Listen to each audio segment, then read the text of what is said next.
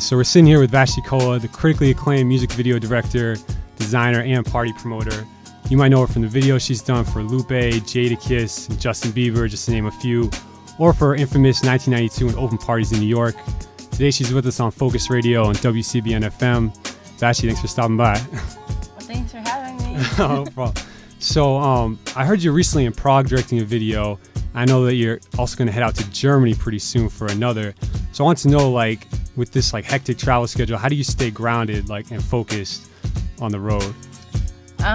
It's funny. I was just talking to actually Lupe about this. I'm like, as soon as your career starts going and you get all these like great perks of travel, it's like it's kind of lonely because your friends aren't with you, and it's not like you can go sightseeing with them. And so just having that conversation with him, who's probably he experiences that on a way higher level, but it's kind of lonely, but it's also exciting.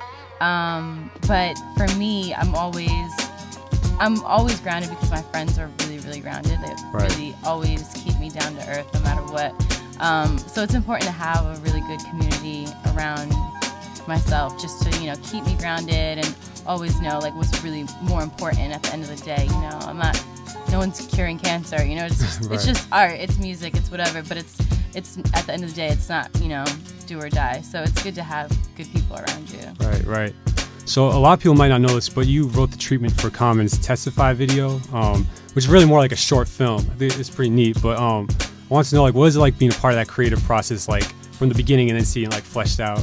It was amazing. It was like, I think one of my first times working with Anthony Mandler, who actually directed the video, who is a brilliant photographer who's been doing it for years and years. And, this is the beginning of his directing career. So being a part of that was also amazing.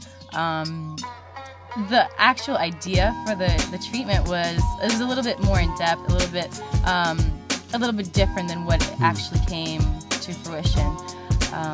But it was amazing, just to say the least. But the story, had I been able to do it like justice, it would have been even more film-like, cinematic, and right. That's cool. So I also wanted to know, like, after going to one of your open parties, I read that like Diddy said like Q-Tip's like the hottest DJ out there, like, period. So I want to know, like, what do you like about Q-Tip as a DJ, considering how much you've worked with them? Wait, you've been to the open party? Oh no, I did go.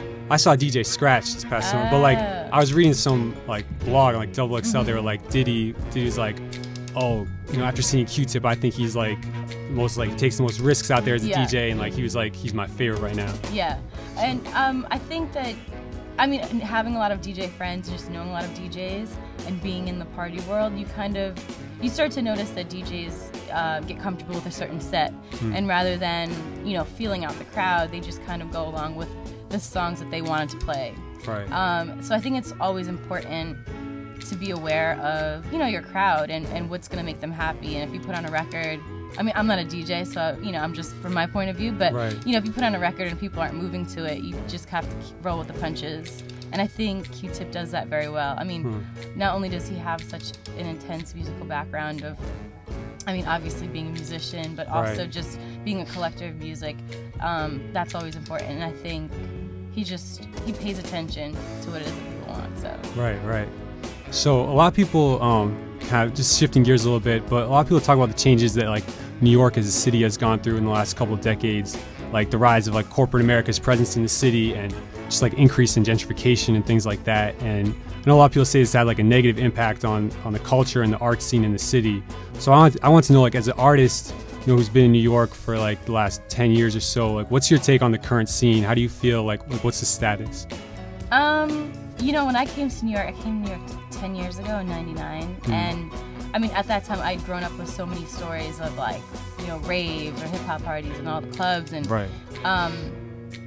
from what I understood of it, it was just this mecca of all things creative and cool. And by the time I got there, I think it was kind of, that era was dying out a little bit. Okay.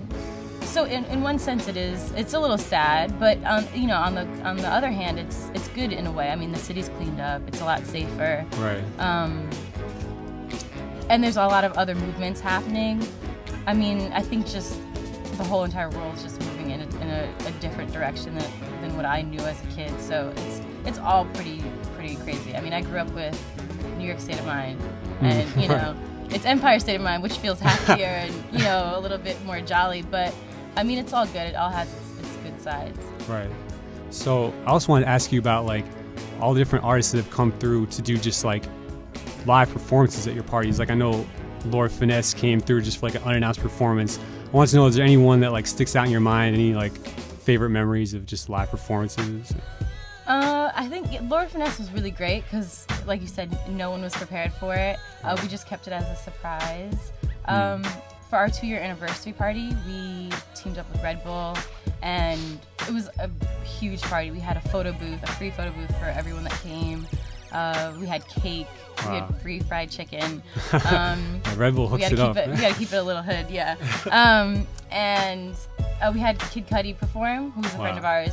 And this was before he, you know, had his record deal and all that. Right. And it was a pretty funny moment because, as I recall, he was on stage and he started performing. And New York is a tough crowd. I mean, everyone's, you know, been there, done that. Right. So a lot of people were familiar with him, but then a lot of people weren't. And I guess he didn't get the response that he wanted. And he was like, in a year, you're all gonna know my name. And it happened. Right. He was here 2 weeks ago, a sold-out show. Yeah. It's crazy. So I know your parties also attract just like a lot of people from different fields of art. Like I read about, you know, Fab Five Freddy talking to Steve Nash, and like, like I was wondering, like, what have you seen other sort of collaborations happen because of people coming to your party? Like, I mean, people are obviously just having a good time, but do you also see like networking going on as a creative space? Definitely. I probably couldn't pinpoint anything exact, but you definitely see that it's kind of an open forum for people to have conversations and to feel comfortable. It's not, you know, it's not a scene. And, you know, I've always prided myself on doing things that incorporate all kinds of people. Like I just don't like borders or barriers. And, you know, with the 1992 party, it was very much that. It was non-exclusive, non-VIP, come as you are, you're welcome. Right. And with Q-Tip, you know, coming on board with him and the party that we did, it was, you know, it was called Open, which was exactly that. Like, you could come, you could be wearing, you know, sweatpants and a t-shirt and no one would care. So, I mean, I think once you set up that kind of playing field, it leaves room for people to just be more real with themselves. And, you know, it's not bottle service. It's not what dress are you wearing or, you know, what label do you have on. It's just about the